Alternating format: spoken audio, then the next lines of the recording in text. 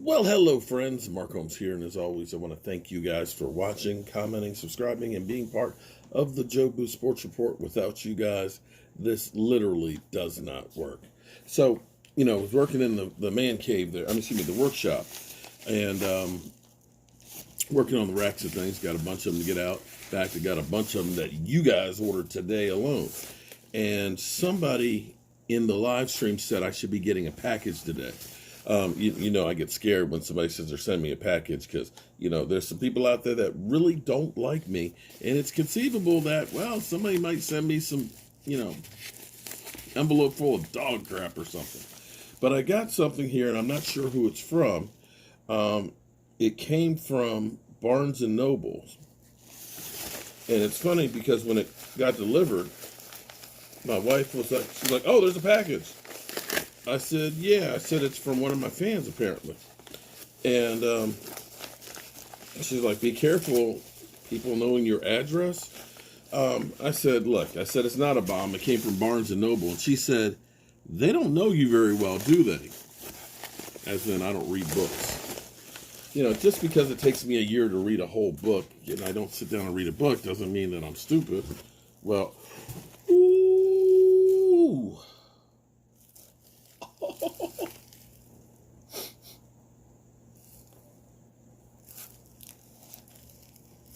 Wow.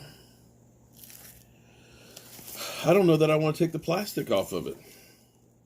6 decades of Dallas Cowboys football. I love it. It's got my man Dak Prescott on it. Mike has one of these it's an older one, that he's been collecting signatures on for years. And it doesn't have like the, last 10 years of stuff, but this, forward by Emmett Smith, Nick Eatman, and Jeff Sullivan. The seasons, the players, the stories. I don't know who sent this to me, but thank you. We're definitely going to do some stuff with this. But what I wanted to talk about, and it's funny because people make fun of me. Philly 500 is like, you just walk around with a camera in your hand. It's like, and? If you want to be breaking news when it happens, you got to be ready right now. Don't be mad at me because I break news on your team before you do. Don't be mad at me.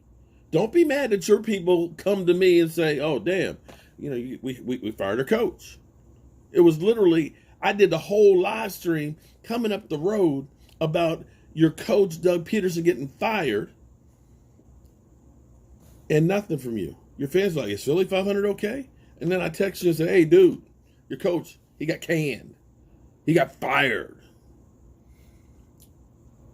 And don't be mad that I already had a video up before you did. I texted you after my video had been up for about 15 minutes. Like, "Yo, dude, you done missed it." Then finally you come on live streams. Don't be mad at me. Don't hate the player. Hate the game. But speaking of hating the game,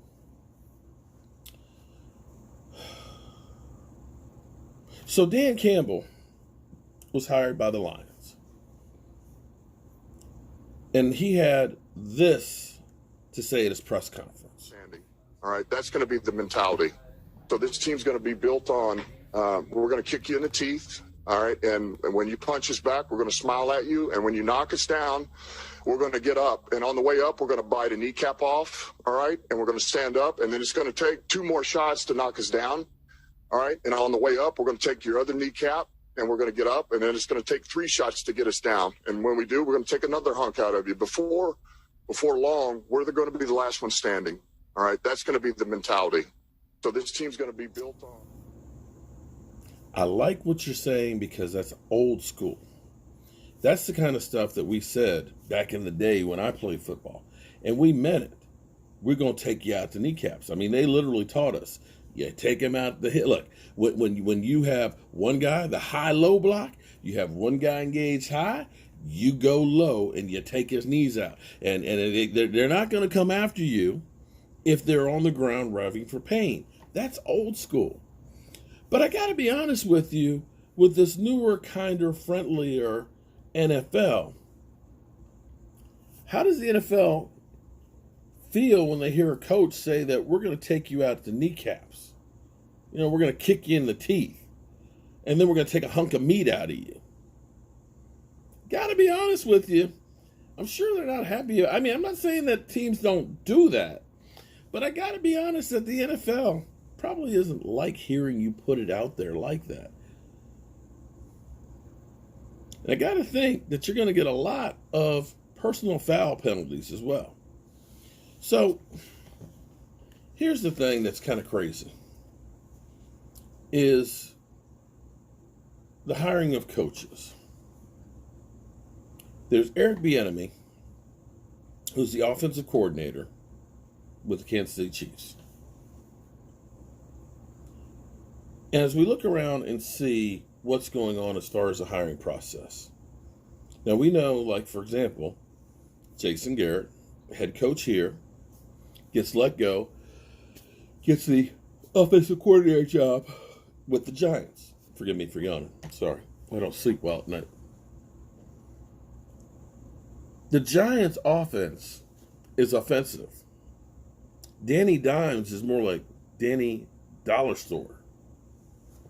Their offense was second worst in the NFL. But somehow, he's got an interview for the head coaching job with San Diego. Now, they didn't hire him, but I'm just saying he got an interview with them. And, of course, there was buzz about Jason Garrett. And I'm sure that come next year, he'll get another job. Dan Campbell, and Dan Campbell, this is Dan Campbell's resume. 2010, he was a coaching intern for the Dolphins. 2011 to 15, tight end coach. 2015, interim head coach. So he had a little bit of head coach experience, but they didn't keep him. And then 2016 to 20, assistant to the head coach and tight end coach. Assistant to the head coach and tight end coach. And now he's the head coach of the Detroit Lions. And I'm not saying that he'll be a bad coach. I'm not saying that at all. This will be an opportunity because really, if you win in Detroit, you'll win anywhere. So the Eagles go through and they hire Nick Sirianni. We'll just call him Siri. For their head coach. And let's look at his resume. Mount Union defensive back coach. I don't know if that's a high school or a college. IUP wide receiver coach, 2006-2008. Quality, here we go with the offensive quality control coach. Can somebody explain what the hell quality control coach is?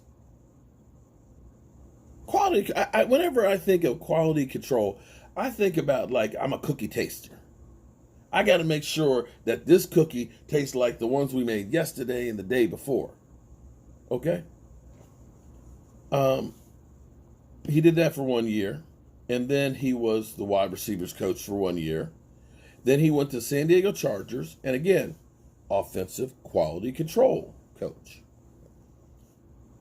And then 2014 to 15, he was quarterback coach. And then he became wide receiver coach. And then offensive coordinator for the Colts for 2 years. Now, he didn't call plays. Frank Wright called the plays. That's his resume. He's the head coach of the Eagles. Now, again, I'm not saying anything good or bad about him. Just saying that his resume, okay. Eric Bieniemy.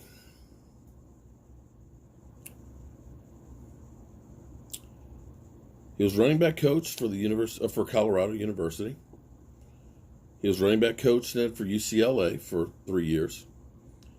Then 2006 to 2009, running back coach for the Minnesota Vikings. Then in 2010, assistant head coach and running back coach. Went to Colorado, offensive coordinator. 2013 to 17, running backs coach. And then Kansas City Chiefs, 2018 to now, offensive coordinator. We always talk about having hot coordinators getting jobs and interviews. And as I look through with the other resumes and things out there, when you think about the development of Pat Mahomes, who was not the highest quarterback drafted in his draft, when I think about Alex Smith having the most success in his career because, basically the 49ers gave up on him. When you look at the numbers that Alex Smith had with Kansas City, you've got to look at that and say, wow, they did major things. And when they ended up moving on from Alex Smith to Pat Mahomes, and you look at Pat Mahomes, what him and that offense has done, when you're a team like the Eagles that say my quarterback has problems, you would think that having a guy who coached that kind of an offense would be pretty good.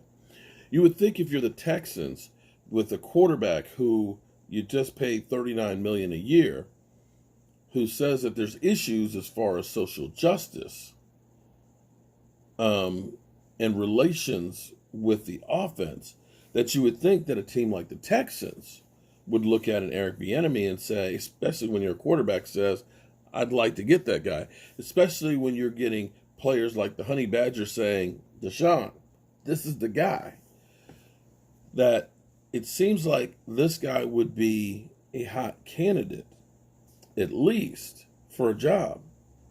The fact that the Texans are the only job that's left open in the NFL, and it's crap. They don't have a first and second round pick. Quarterback wants to leave. You're probably going to trade J.J. Watt, who's the icon of the franchise. It's not exactly the best of jobs that you really want. If we go through the cycle and Eric Bieniemy doesn't get an opportunity, who he says, I want to be a head coach, then you got to start looking at this whole system and the whole thing being a joke. I mean, Marvin Lewis ended up having interviews with the Cowboys and interviews with the Lions. Why isn't it that Eric Bieniemy is not getting these opportunities? Or is it all just a joke? I'm sure this is going to make some people pissed off about the conversation and the topic, and they'll say, you're just full of crap. He's just not qualified. But if you're telling me a guy whose whole thing of an interview is, we're going to cripple people, and that's how we're going to win football as opposed to the X's and O's, I got to say that is Dan Campbell honestly more qualified than Eric Bieniemy. Just putting it out there. And whoever sent me the book, please let me know who you are so that way I can properly thank you. All right, y'all. Hope you're having a great day. I'll see you soon.